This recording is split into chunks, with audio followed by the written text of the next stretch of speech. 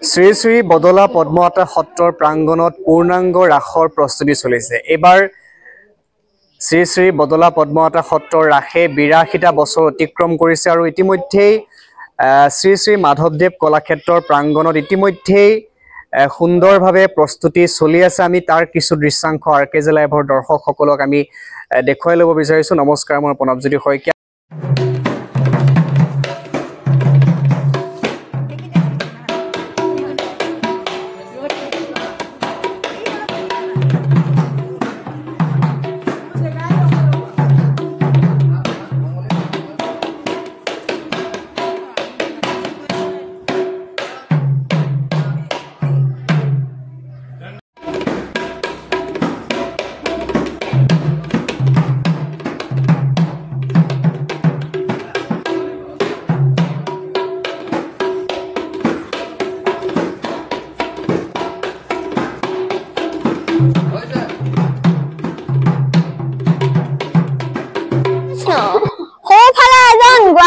গাখীৰ আহিছে, আমি কিবা উপায়েৰে খাব নোৱাৰিম নে?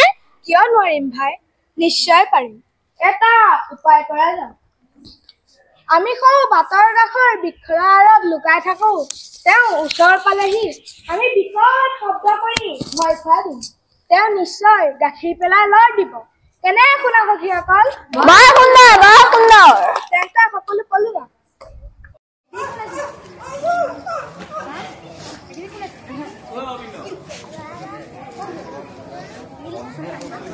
ভাই কৃষ্ণ, সৌতকৰ ডাঙৰ বগলী আমালৈ কেনেকৈ খেলি আহিছে চোৱাচোন। এই কোনোবা মায়াবী অগ্নি, আমাক ৰক্ষা কৰা।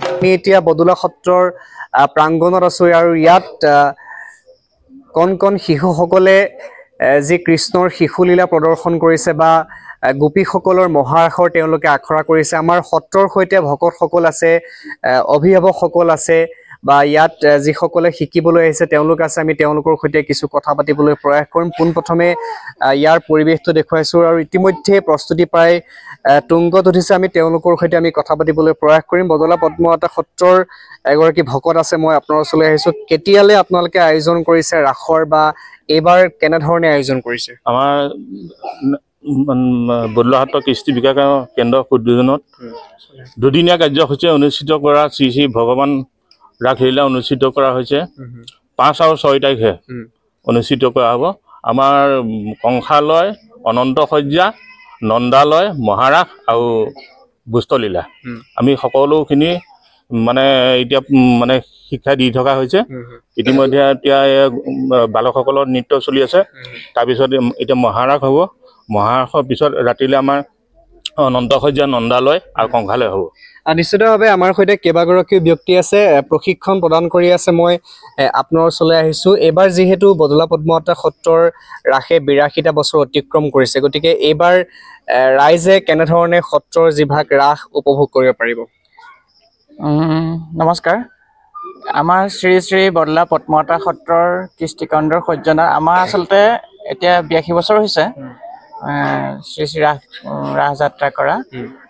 এই 82 বছৰত আমাৰ মাজত কেতিয়াও আমাৰ হেৰি হোৱা নাই, মানে গেপ পৰা নাই। মানে এই এতিয়া আমি ধৰক যিখিনি এতিয়া শিকাই আছোঁ, ধৰক নাচ, এই গোপবালকৰ, গোপী, মহাৰাসৰ আৰু ধৰক অনন্ত সজ্জা আৰু কংসালয়, নন্দালয়, এই সকলোখিনি এতিয়া আমাৰ অইনটো নহয়, নতুনত্বৰ ক্ষেত্ৰত আহিব। বিশেষকৈ মুখা শিল্পৰ কথা আহিব আৰু নতুন নতুন যিবিলাক ধৰক এতিয়া কংসৰ ভাও বা দৈৱী ভাও পৰ্যায়ক্ৰমে আমি নতুন নতুন প্ৰতিভাৱান ছাত্ৰ ছাত্ৰীসকলক আমি ইয়াত হেৰি কৰা হয়, শিকোৱা হয়, প্ৰশিক্ষণ দিয়া হয়। গতিকে সেইসকলৰ জৰিয়তে আমি নতুনকৈ প্ৰতিভাবিলাক আমি উলিয়াই অনাৰ চেষ্টা কৰিছোঁ। মানে ভাওৰ কাৰণে প্ৰতিষ্ঠিত কোনোবা শিল্পীয়ে ইয়াত ভাওৰ কাৰণে আপোনালোকে নিমন্ত্ৰণ জনাইছেনে নে ইয়াৰ স্থানীয় শিল্পীসকলে? নিমন্ত্ৰণ কৰা হয়, কিন্তু হ'লেও মানে আমাৰ স্থানীয় শিল্পীসকলৰ দ্বাৰা বিশেষভাৱে কৰা হয়। মানে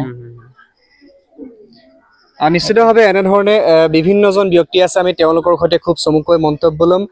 মই কৃষ্টি সম্পাদকগৰাকী আছে, মই আপোনাৰ ওচৰলৈ আহিছোঁ। এইবাৰ যিহেতু ইতিমধ্যে সকলোৱে উল্লেখ কৰিছে যে 82তম ৰাস উদযাপন কৰা হৈছে, গতিকে কেনেকুৱা, কেই তাৰিখে আপোনালোকে আয়োজন কৰিছে বা কি ক'ব বিচাৰিব এইবাৰ?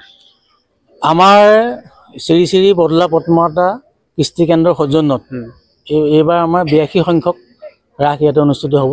বদলা পদ্মনাথ বুলি কওঁতে এটা কথা ক'ব লাগিব, এইখন সত্ৰ আমাৰ শ্ৰী শ্ৰী বদলা পদ্মনাথে তেখেতে প্ৰতিষ্ঠা কৰিছিলে। গতিকে তেখেতৰ স্মৃতিত এই সত্ৰখন এতিয়াও আছে। যি কি নহওক, লগতে আমাৰ ইয়াতে শ্ৰী শ্ৰী মাধৱদেৱ কলাক্ষেত্ৰ ভাগেও ইয়াতে হৈছে। গতিকে এতিয়া আমি কেন্দ্ৰীয়ভাৱে নাৰায়ণপুৰ, বৃহত্তৰ নাৰায়ণপুৰত কেন্দ্ৰীয়ভাৱে এই ৰাজ অনুষ্ঠানভাগি আমাৰ ইয়াতে অনুষ্ঠিত হ'ব এইবাৰ, বা যোৱাবাৰ তেনেকৈ অনুষ্ঠিত হৈছে, প্ৰতিবাৰ অনুষ্ঠিত হৈ আহিছে 82 বাৰ। এইটো আমাৰ কাৰণে এটা বহুত ডাঙৰ কথা। গোটেই নাৰায়ণপুৰ অঞ্চলত এইটো মানে এনেকুৱা বৃহত্তৰ নাৰায়ণপুৰ এলেকাত এইটো নাই 82 সংখ্যক এনেকুৱা ৰাস। প্ৰথমতে আমি এনেকৈ শ্ৰী শ্ৰী বদলা পদ্মনাথে প্ৰতিষ্ঠা কৰা সত্ৰ নামঘৰত এই অনুষ্ঠানবোৰ কেনেকৈ আমি তেনেকৈ ধৰণে ৰাস উদযাপন কৰিছিলোঁ নামঘৰত, খেৰপাৰি। তেতিয়া দিনতে তেতিয়া আমি সৰু সৰু আছিলোঁ, সেইটো বেলেগ কথা। যি কি নহওক, এইবাৰ বা যোৱাবাৰ যেনেধৰণে পতা হৈছিলে এইবাৰো তেনেধৰণে পতা হৈছে। আমি কেন্দ্ৰীয়ভাৱে পাতিছোঁ আৰু ইয়াতে আমি এটা হেৰি দুদিনীয়া কাৰ্যসূচীৰে অহা 5 আৰু 6 তাৰিখে।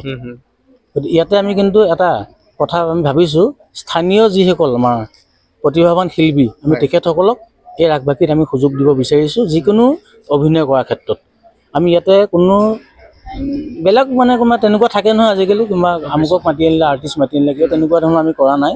ইয়াতে আমি স্থানীয় আমাৰ বহুতো ইয়াতে আছে প্ৰতিভাৱান শিল্পী, আমি তেখেতসকলক এই মঞ্চখনৰ জৰিয়তে তেখেতসকলৰ যাতে প্ৰতিভা বিকাশ হয়, সেইটো কাৰণে আমি এটা প্ৰয়াস আগবঢ়াই পেলাই তেখেতসকলক আমি এটা সুযোগ দিবৰ কাৰণে প্ৰয়াস কৰিছোঁ। নিশ্চিতভাৱে আমাৰ সৈতে জ্যেষ্ঠ ব্যক্তি কেইবাগৰাকীও আছে। মই আপোনাৰ ওচৰলৈ আহিছোঁ। আপুনি এই ৰাসখনৰ লগত বহু বছৰৰ পৰা জড়িত হৈ আছে, গতিকে কি ক'ব? ইমান বছৰ অতিক্ৰম কৰা এখন ৰাস, বহু পুৰণি ইতিহাস আছে, আৰু এতিয়া এটা নতুন পৰিৱেশ যে মাধৱদেৱ কলাক্ষেত্ৰৰ প্ৰাংগণত এটা নতুন পৰিৱেশত ৰাসখন ৰাইজে উপভোগ কৰিব পাৰিব, কি ক'ব বিচাৰিব? এই ৰাসভাগী 1976 চনত কীৰ্তনঘৰ আগতে কলামঞ্চত খোলা ৰাস হয়।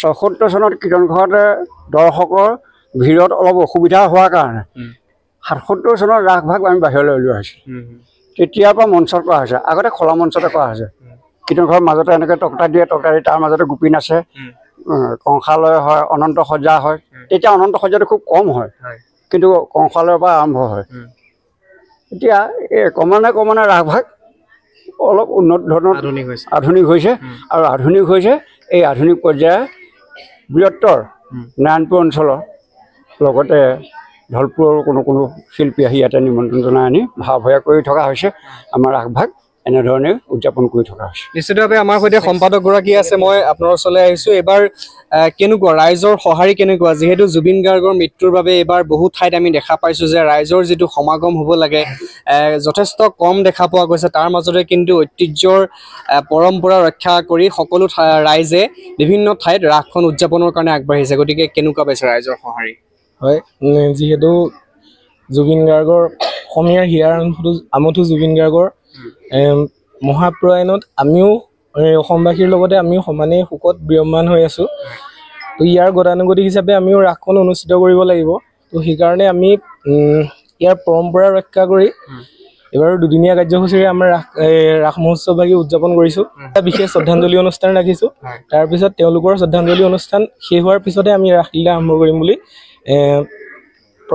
প্ৰচেষ্টা চলাইছোঁ ইয়াৰ উপৰিও আমাৰ যিহেতু ৰাসখনৰ এটা ঐতিহাসিক পৰম্পৰা আছে যিহেতু 82 বছৰ গৰগিল আৰু উজনি অসমৰ প্ৰায়বোৰ ৰাস মঞ্চাভিনয় ইয়াৰ পৰাই আৰম্ভ হৈছে গতিকে সেই প্ৰতি লক্ষ্য ৰাখি আমি ৰাসখন অনুষ্ঠিত কৰিবই লাগিব আৰু আমি সকলো ৰাইজকে আমি অনুৰোধ জনাইছোঁ আহক সকলোৱে সেই দুদিন ৰাসৰ কাৰ্যসূচী অংশগ্ৰহণ কৰক আমাৰ সৈতে আৰু বিভিন্ন ইয়াত প্ৰশিক্ষণ গ্ৰহণ কৰি থকা শিশুসকল আছে যুৱক যুৱতীসকল আছে বা অভিভাৱক সকলো আহিছে মই বাইদেউ আপোনাৰ ওচৰলৈ আহিছোঁ এবাৰ এটা আচলতে ঠাণ্ডা পৰিৱেশ বুলি আমি কৈছোঁ যিহেতু জুবিন গাৰ্গৰ মৃত্যুৰ বাবে মানুহৰ সমাগমটো যথেষ্ট কমি গৈছে গতিকে কেনেকুৱা দেখিছে এবাৰ যথেষ্ট কমেই হৈছে জুবিন গাৰ্গৰ মৃত্যুৰ হেয়াৰ কাৰণে আৰু তেওঁলৈ আমি শ্ৰদ্ধাঞ্জলি জনাইছোঁ ইয়াৰ পৰা আমি অভিভাৱক হিচাপে বহুত সুখী কাৰণ আমাৰ ইমান ওচৰতে লাগি থকা এটা অনুষ্ঠান তাতে সৰু সৰু শিশুসকল আহি শিকিব পাৰে অন্যলৈ নোযোৱাকৈ যাতে তেওঁ সেই কলাকৃষ্টিখিনি ইয়াতে শিকি যাব পাৰে সেইকাৰণে আমি বহুত সুখী তেওঁলোকে ইয়াতে শিকিছে আহি পূৰ্ণাংগ ৰাসলীলাৰ বাবে 5 আৰু 6 তাৰিখে আমাৰ ইয়াত পূৰ্ণাংগ ৰাসলীলা অনুষ্ঠান কৰা হৈছে আৰু সকলোকে নিমন্ত্ৰণ জনাইছোঁ তালৈ যাতে আহে সকলোৱে ৰাস উপভোগ কৰে বাইদেউ কি ক'ব বিচাৰিব এবাৰ ৰাসত প্ৰস্তুতি কেনেকুৱা চলিছে প্ৰস্তুতি খুবেই ভাল তথাপি আগতকৈ এবাৰ জুবিন গাৰ্গৰ মৃত্যুৰ বাবে নেকি অলপ কম হৈছে আগৰ তুলনাত কিন্তু প্ৰস্তুতি চলি আছে নিশ্চিতভাৱে আমাৰ সৈতে আৰু ইয়াত অংশগ্ৰহণ কৰিবৰ কাৰণে অহা ছাত্ৰ ছাত্ৰীসকল আছে মই তোমাৰ ওচৰলৈ আহিছোঁ তুমি ক'ৰ পৰা আহিছা বা নামটো কি বা ইয়াত তুমি এবাৰ ৰাসত কি ভাও তুমি অভিনয় কৰিবা নমস্কাৰ মোৰ নাম শ্ৰী মনস্বিনী কাকতি মোৰ ঘৰ চৰাই দলনি আৰু যিহেতু ইয়াত অহা 5-6 নৱেম্বৰত ৰাসলীলা হ'ব গৈ আছে গতিকে তাত মই খুবেই সুখী যে মই শ্ৰীকৃষ্ণৰ লগত থকা ৰাধাৰ চৰিত্ৰটি মই অভিনয় কৰিবলৈ পাম তুমি ক'ৰ পৰা আহিছা নমস্কাৰ মোৰ নাম নিতুপ্ৰিয়া বৰুৱা মই কলানীৰ পৰা আহিছোঁ মই ইয়াত ৰাসলীলাত মই ৰাধা লৈছোঁ এনেধৰণে আচলতে এইসকল শিল্পীয়ে তেওঁলোকে ইয়াত সুন্দৰভাৱে এটা সুন্দৰ পৰিৱেশত প্ৰশিক্ষণ গ্ৰহণ কৰি আমাৰ সৈতে কণমানি ইয়াৰ সত্ৰৰ ভকতো আছে বা ইয়াৰ বাহিৰৰ শিশুসকলো আছে মই তোমাৰ ওচৰলৈ আহিছোঁ এবাৰ কি লৈছা ৰাসত তুমি মই ৰাসৰ কৃষ্ণ লৈছা কেনেকুৱা চলিছে প্ৰস্তুতি ভালেই চলিছে তুমি মই কৃষ্ণ লৈছোঁ তোমাৰ বচন মুখস্থ আছে কিয় নোৱাৰিম ভাই নিশ্চয় পাৰিম এটা উপায় কৰা যাওক আমি বাটৰ কাষৰ থকা বৃক্ষৰত লুকাই থাকোঁ তেওঁ ওচৰ পালেহি বিকট শব্দ কৰি ভয় খুৱাই দিম তেওঁ নিশ্চয় গাখীৰ পেলাই লৰ মাৰিব কেনে হ'ব সখীসকল